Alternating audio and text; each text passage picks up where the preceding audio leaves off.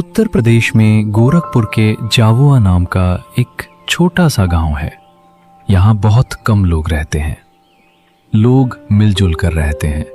सब लोग एक दूसरों के कामों में एक दूसरे का हाथ बटाते हैं।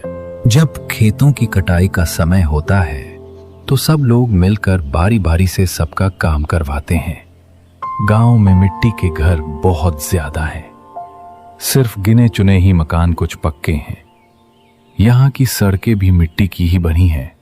सारे लोगों का घर दूर दूर पे है। फिर भी सारे लोग एक दूसरे के घर आया जाया करते हैं। गांव के बाहर एक तरफ सिर्फ खेत ही खेत और दूसरी ओर गांव है। गांव में लाइट कम ही रहा करती है। अक्सर रात के समय लाइट चली जाया करती है। अब अप्रैल का महीना लगभग खत्म होने को है। अब गांव के लोग अपना बिस्तर घर के बाहर ही लगाने लगे हैं। लाइट चले जाने पर गांव के लोग अक्सर इकट्ठा बैठकर एक दूसरे से बातें करते हुए अपने किस्से कहानी बताया करते हैं। आज शाम को फिर से गांव की लाइट चली गई है। गांव के 3 लोग गांव के बड़े पेड़ के नीचे बैठकर आपस में बातें कर रहे थे। ये तो रोज का नाटक शुरू हो गया। शाम होते ही बत्ती गुल हो जाती है रोज रोज। हाँ, एकदम सही बात कही। लेकिन ये क्या, शैलेंद्र चाचा तो आए नहीं अभी तक। शैलेंद्र चाचा से शाम को कहानी सुने बिना कोई मजा ही नहीं आता। अरे क्या बोल रहे हो? वो कोई कहानी नहीं, सब सच्ची घटनाएं हैं। हाँ, बिल्कुल सही कहा। अरे छोड़ो यार, मुझे तो नहीं लगता वो कोई सच्ची घटनाएं हैं। इस दुनिया में आंखों के सामने जो दिखता है उसके बाहर भी बहुत कुछ होता, ये शायद विश्वास नहीं करता, इसीलिए ये सब कह रहा है। क्यों? पिछली बार की बात याद नहीं? वो जो शैलेंद्र चाचा बता रहे थे, किसी डूमकर नाम की जगह पर एक कुएं में एक पिशाच रहता था। तीनों ऐसे बातें कर रहे थे तब एक बुजुर्ग आदमी वहां आ पहुंचता है। अरे वो देखो, शैलेंद्र चाचा आ गए। क्या हाल है? कैसे हो सब? बैठिए बैठिए, आपकी बातें कर रहे थे हम। आज फिर बत्ती गुल हो गई। हम तो सोच रहे थे आज शायद आप नहीं आओगे। आप नहीं आते तो हमारे गपशप जमते नहीं है। मैं तुम लोगों से उम्र में बड़ा हो सकता हूं, लेकिन तुम्हारे जैसे जवान लड़कों के साथ बैठकर गपशप करने में मजा ही अलग है। उन बूढ़ों के साथ बैठकर दूसरों की बुराई करना मुझे बिल्कुल नहीं भाता। तो शैलेंद्र चाचा, आज आपके जीवन की कौन सी घटना सुनाओगे? सच में चाचा, आप जो घटनाएं सुनाते हो वो सुनकर तो किसी को भी डर लग जाएगा। अच्छा चाचा, आपने सामने से कभी भूत देखा है कोई? तुम लोग शायद सोचते होंगे कि मैं तुम्हें जो घटनाएं सुनाता हूं वो सब मनगढ़ंत है, पर ऐसा बिल्कुल नहीं है। मैं डाकिया होने के नाते इस देश की अलग अलग जगहों पर रहा हूं। वहां से कितनी तरह के अनुभव हुए हैं मुझे, और वही तुम लोगों को सुनाता हूं। शैलेंद्र चाचा, आज ना अपनी आंखों से देखा कोई भूत का किस्सा सुन। चलो आज मैं तुम्हें अपने जीवन में हुई एक घटना के बारे में बताता हूं। ये उन समय की बात है जब मैं जवान हुआ करता था। घनघोर बारिश का समय था। आखिरी शाम में अपने मित्र शास्त्री के घर पर घूमने को निकला था। रास्ते में जोरदार बारिश होने लगी। मुझे आशा नहीं थी कि इतनी जोरदार बारिश होने लगेगी।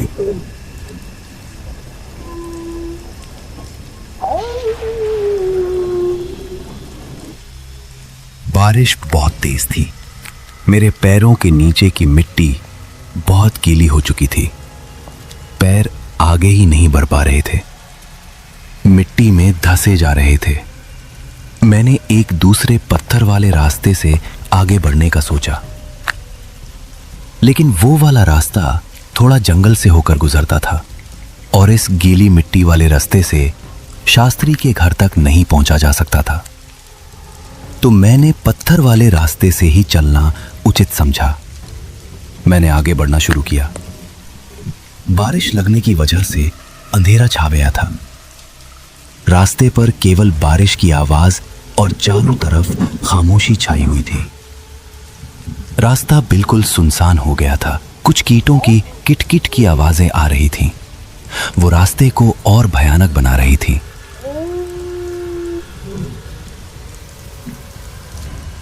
पर यह तो गांव में अक्सर होता ही रहता है, इसमें कोई बड़ी बात नहीं। बारिश अब बहुत ज्यादा बढ़ चुकी थी। मैंने कहीं जगह देखकर रुकने का फैसला किया। सामने मुझे एक पुराने घास की झोपड़ी दिखी। मैं उस झोपड़ी के नीचे आकर खड़ा हो गया।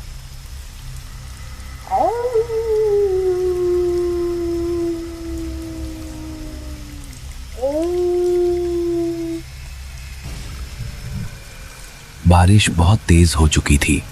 बादल बहुत जोरों से गरज रहे थे।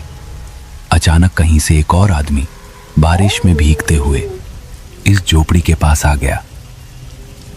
अंधेरे में उसे ठीक से देख नहीं पाया।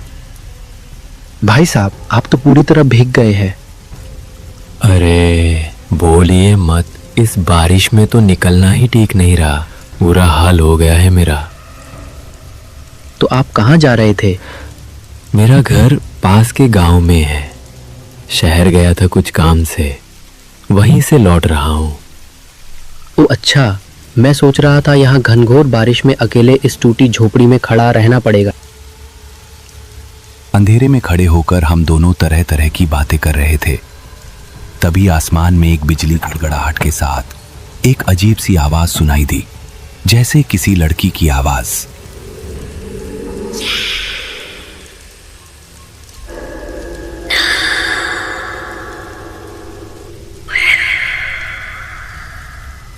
पहले तो लगा कि ये मन की भूल है, लेकिन नहीं।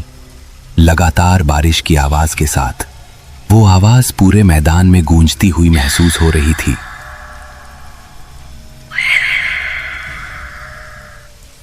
कोई आवाज सुनी आपने? क्या आपने भी सुना? मुझे लगा कि ये मेरे मन का वहम है। नहीं, ये वहम नहीं है। अच्छे से सुनिए। जैसे कोई लड़की हो। कोई लड़की शायद खेलते हुए इधर आ गई होगी। बारिश के कारण लौट नहीं पा रही है। हाँ बिल्कुल, जैसे कुछ कह रही है। क्या कह रही है बताइए? हम दोनों ने कुछ समय तक हवा में कान लगाकर सुना। इस दौरान लड़की की आवाज काफी स्पष्ट हो गई थी। बारिश की बूंद की आवाज को पार करते हुए अब मैं भी साफ साफ सुन पा रहा था।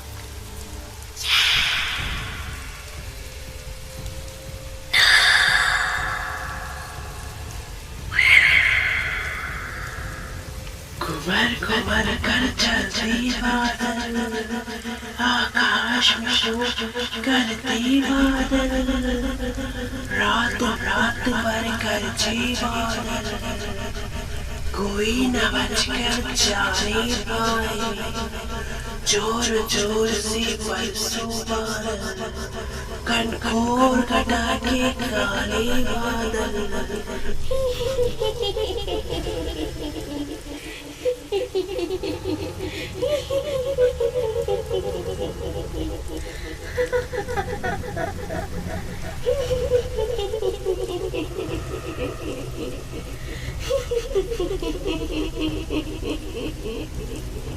आवाज धीरे धीरे पास आ रही थी।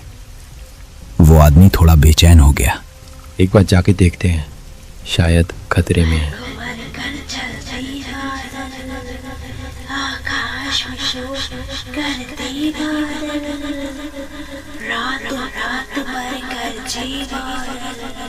हो सकता है अगर कोई संकट में पड़े तो इस तरह से कोई कविता नहीं पढ़ता।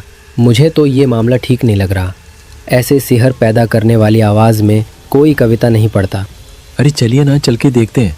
लड़की शायद बांस की झाड़ में अटक गई है। बारिश भी तो कम हो चुकी है।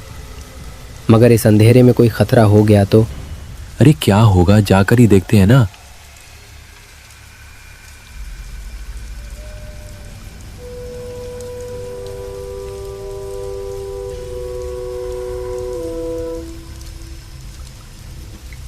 उस टूटी फूटी झोपड़ी के सामने ही घना बांस का जंगल लगा हुआ था। पास के जंगल के भीतर अंधकार एक तरह से दबा हुआ था। मुझे कहना नहीं चाहिए, मुझे बिल्कुल भी सिरहन महसूस नहीं हुई।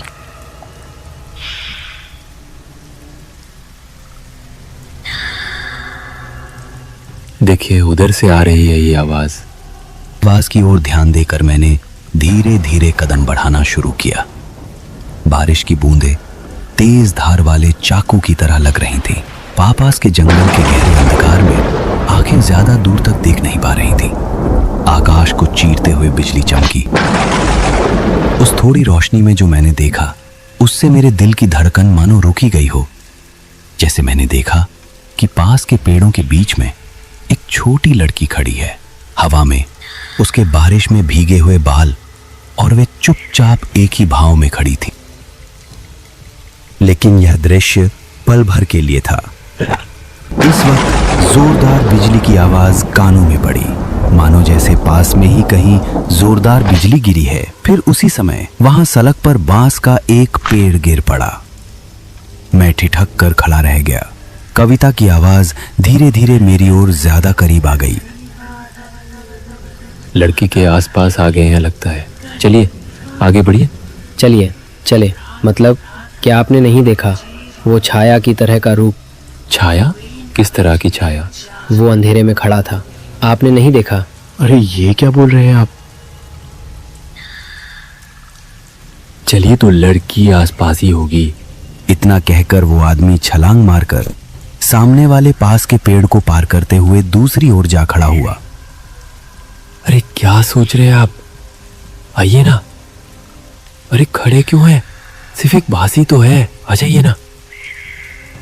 मैंने बांस की पेड़ को पार करने के लिए 2 कदम बढ़ाया, लेकिन अचानक एक बात याद आ गई और मैं ठिठक गया। मेरा दिल और धड़कनें और तेज हो गईं। आदमी ने अधीर होकर चिल्लाया, इधर कहाँ जा रहे हैं? इधर आइए ना। अरे लड़की खतरे में है, आइए ना, किधर जा रहे? अब मेरा सारा संदेह दूर हो गया। सब कुछ स्पष्ट हो गया। बारिश में भीगने या डर की वजह से मेरे हाथ पैर कांप रहे थे। मैंने धीरे धीरे कदम पीछे हटना शुरू किया।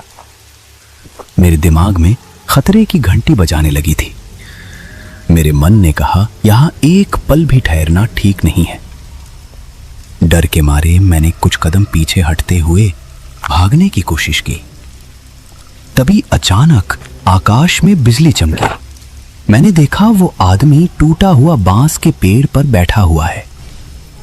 मुझे डरते देख आदमी अपने अस्तित्व में आ गया और जोर जोर से हंसने लगा।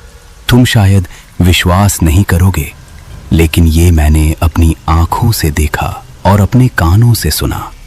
उस भयानक हंसी के धक्के से मैं कांप रहा था और उसकी आवाज से वही गुनगुनाने की आवाज आ रही थी। अजीब तरीके से वही पुरानी कविता गा रहा था। आकाश में करते बादल, रात रात पर गरजे बादल, कोई न बच कर जाने पाए, जोर जोर से बरसों बादल। उसके बाद मैं वहां खड़े रहने का साहस नहीं कर पाया। बारिश में भीगते हुए मैं वहां से भाग गया।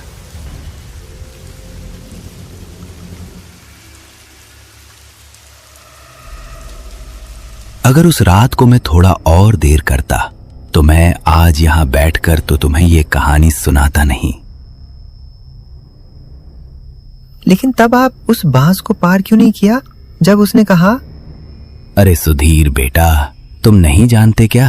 रात में बांस के झुरमुट के बीच अगर रास्ते पर कोई बांस गिरा हो तो उसे पार नहीं करना चाहिए।